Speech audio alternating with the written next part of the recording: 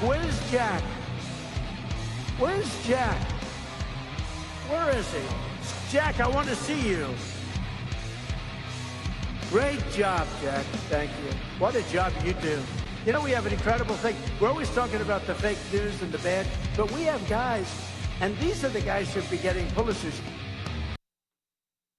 All right, Jack Posobiec, we're back live here, Human Events Daily. Folks, cold weather will be here before you know it, and in many ways, it's already here. And you know what I realized the other day?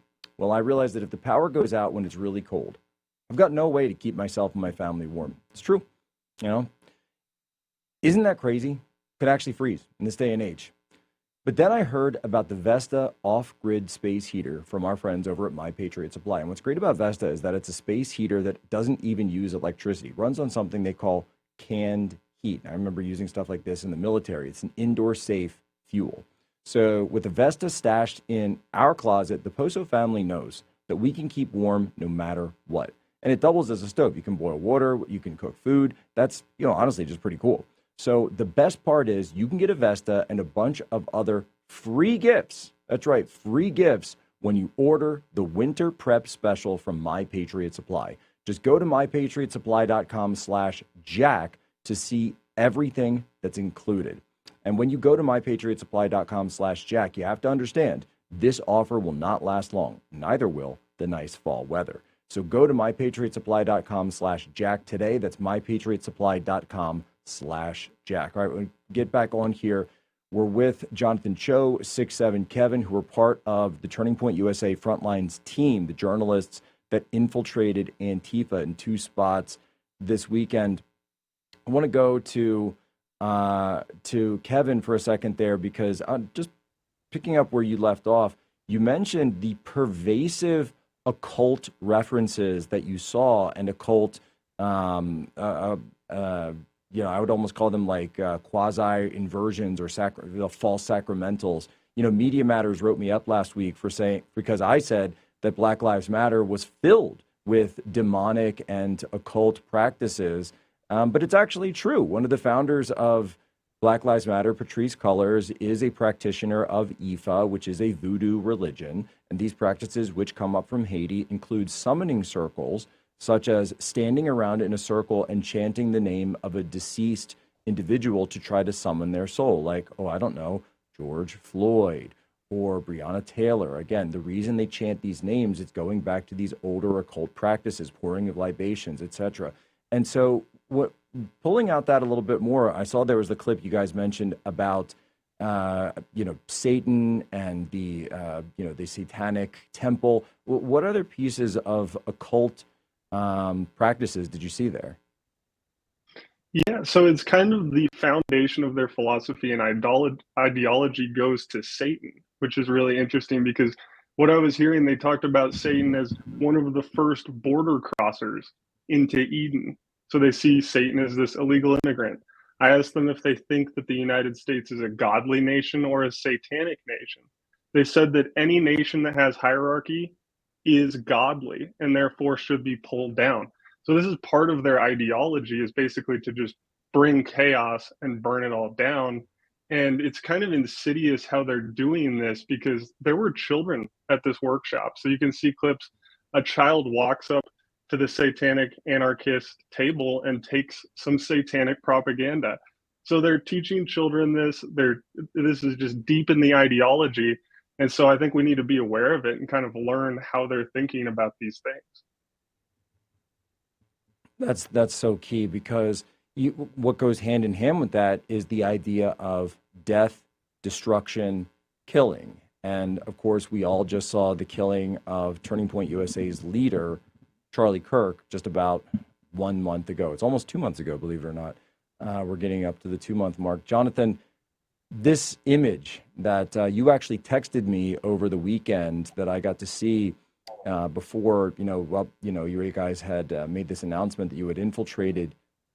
This to me looked like a hit list, a kill list that was printed up on the wall of journalists, of conservatives that were all over the wall of this Antifa cell. Describe it for me and tell me what you learned about it.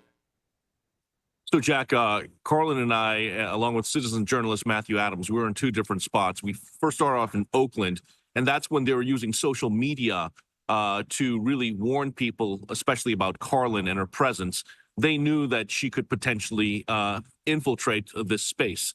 Then we fly to Seattle, and that's when I see this massive board, again, at the Vera Project. It is a space within Climate Pledge Arena. This is where the Seattle Kraken play. This is where Seattle's WNBA team plays. So this is a place where you have millions of people who visit every single year. And then in this room, as soon as we walk in, there is a massive board, so to speak, and they call it the fascist wall. My photos on it, Matthew Adams' photos on it, Carlin's photos on it. Of course, your colleague Katie Davis-Court over at Post Millennial, her photos on it, along with other Pacific Northwest and West Coast journalists. And basically, it was not just a warning to keep us out. I truly believe it was a warning to the Antifa thugs who were mingling in this room to look out for us and target us and to hurt us. So we knew that going in. So we tried our best to go in disguise. I was wearing a mask. I was wearing a queer liberation shirt. But eventually, towards the tail end, we were in there only for about 15, 20 minutes. We were outed. They recognized me. They recognized citizen journalist Matthew Adams after all of his, coverage on the front lines here. And we had to book out of there ASAP. And they sent about 5, 6, 7 transgender activists after us. And again, that's how Antifa and these far left activists play. They'll never come at us one-on-one. They'll send like 20 people. So we got out of there. We got the story. So that's what you're seeing right now.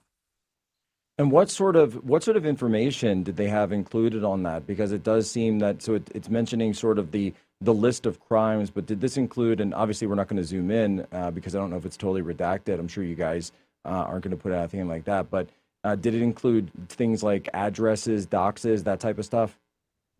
Well, it didn't have our specific addresses on the wall, but I know that there's a similar wall right now online with more details. What was on this were our photos, our names, and also which cities we lived and operated in. So again, it was a call out to their comrades to look out for us, especially in these protest hot zones or these anarchist book fairs. And again, I was actually surprised at the planning and coordination.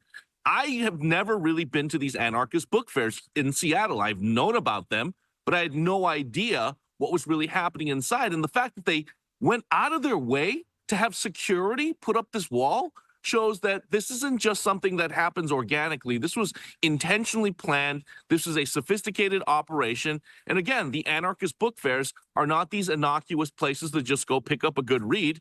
It's where they plan, they strategize, and they recruit and they indoctrinate through their far left violent propaganda. And Jonathan, before I ask you how it felt to see your name up there, is that a security system that I see on the wall beneath the pictures? Yeah, look, I didn't take a really close look, so I'm looking at the same photo you do. But yeah, there were cameras there as well. There were security guards. They had people with walkie-talkies. They were looking out for us. They were also looking out for anyone who looked like police officers or the feds, because they know that they're going to be infiltrated eventually. That security, by the way, Jonathan, that security, was that armed security? I couldn't tell, but they definitely had batons. I can tell you that. I didn't know if they had, pistols, but I'm sure. I just assume whenever I go to these events, especially these direct actions, that the Antifa militants, at the very least, have bear spray or knives. But I didn't see any guns, but they had walkie-talkies. They were all masked up. And it was, again, coordinated. And that's what was really concerning. And it was a total risk for us to go in there. But we made it out, and we're thankful. Well, look, you're seeing, again, you guys are seeing what you went up against. They say this stuff doesn't exist. They've got sophisticated security. They've got communications security, communications operations, CommSec, where they're using walkie-talkies because obviously they're worried. And clearly, by the way, the use of walkie-talkies or ham radios is a way to attempt to circumvent police or federal infiltration of their comms because they're worried about their cell phones being infiltrated or wiretapped by the FBI. That's one of the reasons that you see them practicing CommSec like that. I remember in CHAZ in 2020, they were using microphones and walkie-talkies with push-to-talk that was operated over Bluetooth, like a Bluetooth mesh network. So what they would be doing is they would set up a digital network locally with local repeaters and local routers that wasn't, so they're not even operating off the cell phone towers, but it was basically just from within the CHAZ itself, and they could communicate from one checkpoint to another checkpoint. And in those cases, they were armed with the John Brown Gun Club of Puget Sound, with both long rifles and handguns. I remember at one point when Katie Davis Court was there, I was infiltrated in cover the same way you were, and she was not. And I could see there was a guy who walked right up to her with a looked like a Glock 9mm in his waistband and got very, very close. And I certainly kept my eyes close on that gun and close on his hands while he was very close to her like that. And of course, saw them pulled multiple times by Raz Simone and others when we were there late in the night. Jack Posobiec on with the incredible Turning Point Frontlines team who infiltrated Antifa this weekend. All the details right back when we continue Human Events Daily.